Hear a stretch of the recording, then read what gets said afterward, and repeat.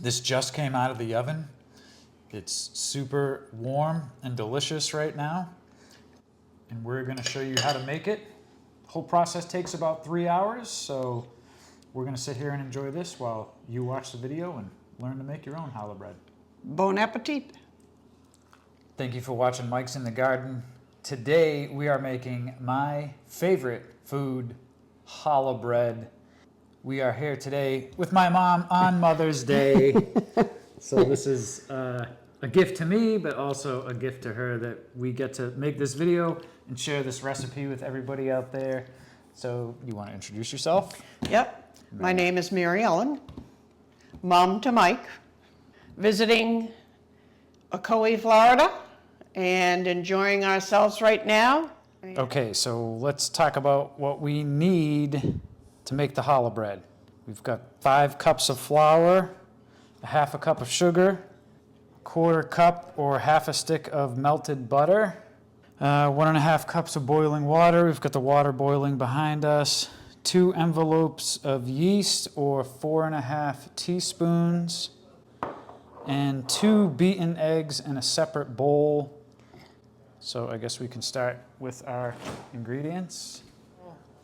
Except for the eggs and the water right now getting mixed in the bowl, correct? Correct. Okay. Now, usually what I do is I add the flour and the first? sugar, Okay. and then I put the water and the yeast in and the eggs. Okay. So flour, sugar, salt. Correct. Okay. A teaspoon of salt. And sometimes when I use a big bowl at home, so I don't lose track of how many cups I've put in, I'll do like a cup here, here, All right, so you can here, kind of see the and molds. here, and then one in the middle, and that way I know I've done 5. Okay, now the water for the yeast. I can put the yeast in. It was 4 teaspoons. 4.5. 1. We want a half one, or are you just gonna eye it? I'll just eye it. Okay. I'll beat the eggs. Now we're gonna save a little bit of the egg, correct? Correct, because we need to baste the top of the bread before we bake it. Okay, so that's gonna With be in the about egg. an hour or 2 from now, so we'll put it in the fridge and Right, but I'm going to put, most of this I in would there? say 3/4 of it in there. Okay, it's going in right now? Yep, so Okay. just do it very slowly so you make sure that you save enough. Let me see. That'd be good. That's Okay. enough.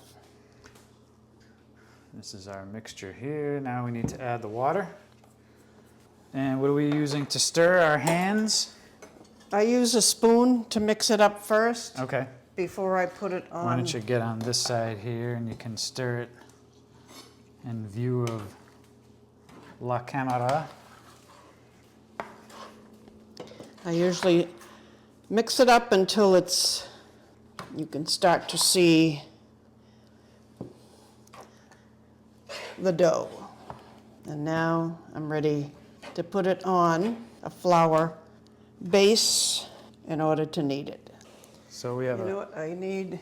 I'm got a gonna separate just- bowl that we're greasing, and we're putting flour down on the counter to knead our dough.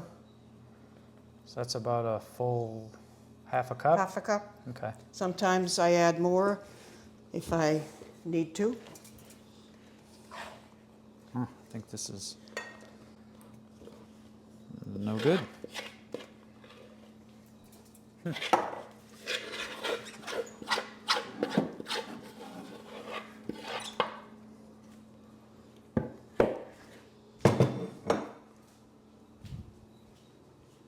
So the 5 to 7 minutes worth of kneading is really just the time it takes to get it to the consistency we need? Mm-hmm. Okay. And you always push with the heel of your hand, Okay. I call it. You pull and push. And I just make sure so it doesn't stick. And usually how I tell if it's ready to go in the bowl to rise as I just take my finger, push it, and if it springs back, then I know it's ready. Okay. And this is just about ready. Okay. So then it's going in here. Pick it up, turn it over, put it in. Sometimes I press it down as well. And then cover it with a cloth, dish towel, and I usually put it on the stove to rise. Sometimes I have the stove on then, but as long as it's near some type of heat, Okay. to let it rise. Now, I usually leave that just like that because I have to put it back on there after. Do you want to cover it with a clean cloth? I think we'll be fine for All now. right. Yeah. Okay, so it's been 1 hour. We can grab our dough and see that it has risen. It should fall right out. Yep. You want to hold the bottom? Yeah. And I'm just going to tip it this way, and I put the part that A little wet. hasn't been floured Okay. back onto that. Now we need a knife. Knife. What kind of knife? A regular knife will do. Butter knife? Or that should do it. Okay.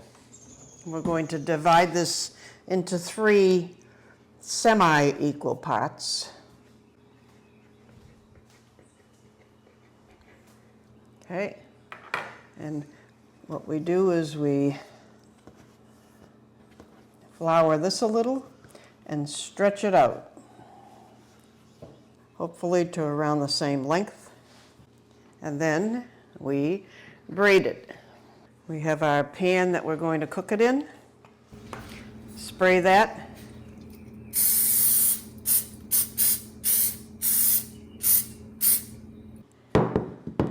And then we take the ends, fold them in, turn it over, and fit it in the pan.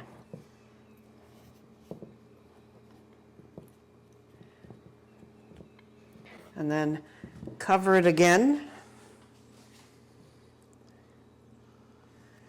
and let rise another hour.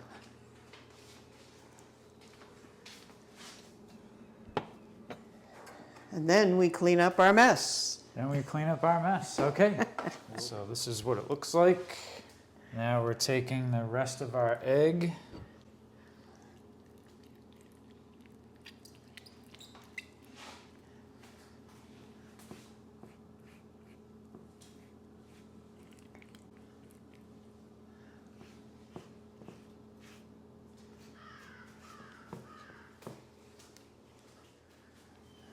Usually I do this over the sink so that it doesn't get all over, but we can Well, yeah, I can just. So we're using chia seeds. You can use sesame seeds. Anything else? poppy seeds is what I usually Poppy use. seeds, right? Okay. Yeah. And it is. Huh, it was a lot better than what I did. I definitely made a mess when I did it.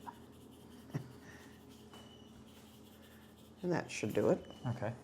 And then we put it in the oven for 45 minutes. Does it need to go on a baking rack? It Or can, baking but it sheet? doesn't really Okay. because it will cook regardless. Okay. So it's been 45 minutes. Ooh. That looks great.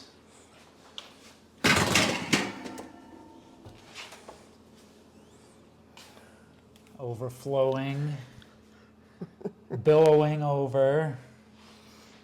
And then usually what I do is just tip it to take it out of the pan. There we go. Wow. Voila, your challah bread. Why don't you do that? And you can stick it right down where there's an opening, just to Okay. make sure that it's So cooked it's all the making way sure through. It's cooked. Yep, Now, if something sticks to it, it's still it's that's it? cooked. Yep. Perfect. Nothing sticking to it. So let's cut a piece. I'll let you do the honors. Okay. Less of an overhang on this side, I think. Might be easier. I might have to use a pot holder just to hold it, Yeah. because it is hot.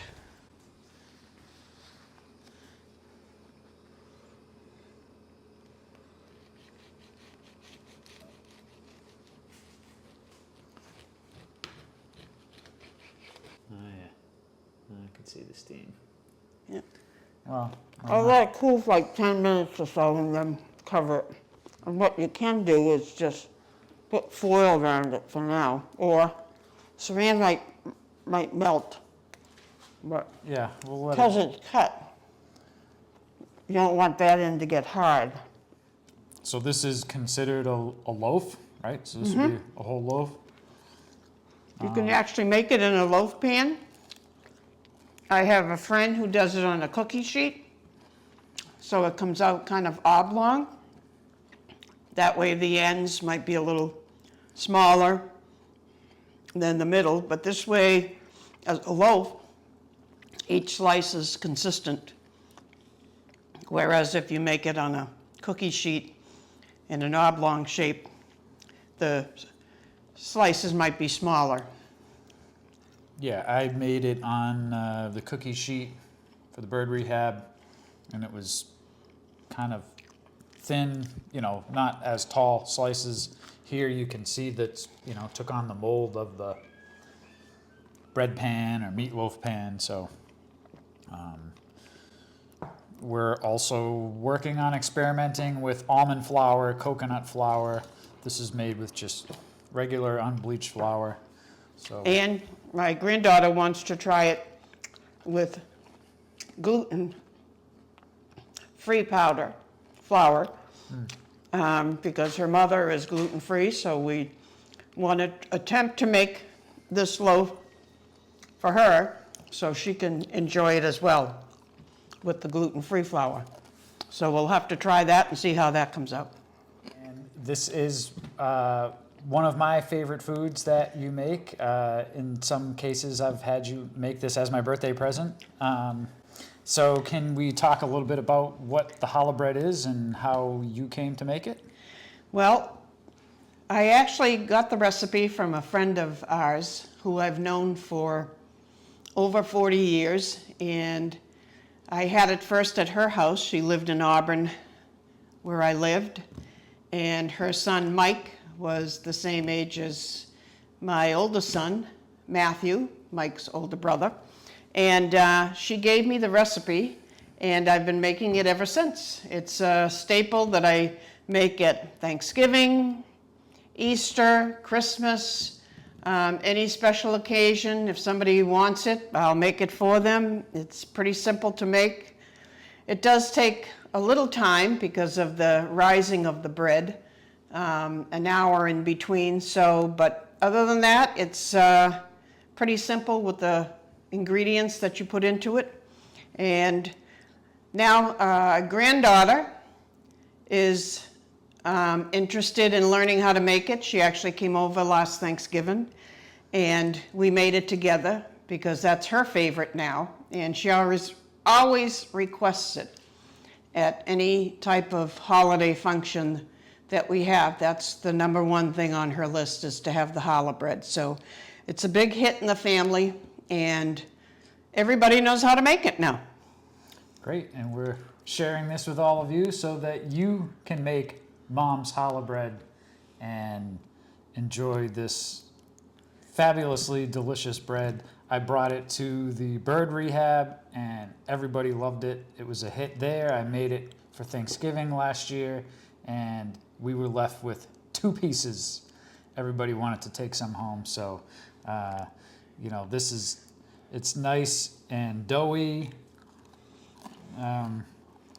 You can eat it with or without butter. Butter, peanut butter, jelly. It's great toasted. Awesome toasted. I have not tried it with avocado yet, but And actually, I know someone who has not used my recipe, but just buys regular challah bread from the grocery store or whatever and will make French bread out of it. French toast, I'm sorry. And they love it. It has a different taste, so that's another alternative to using the challah bread. So thank you for watching this episode. Apologize for eating and talking at the same. Actually, I don't apologize. The bread's too good. But comment down below if you've had challah bread, if you've made your own challah bread, or if you take this recipe, go make it, come back here, leave a comment, and let me know what you think of this recipe. It's one of my favorites. I look forward to it all the time, and I'm glad we had this chance to make it. And now the entire world has this recipe, and they can make it too. Enjoy.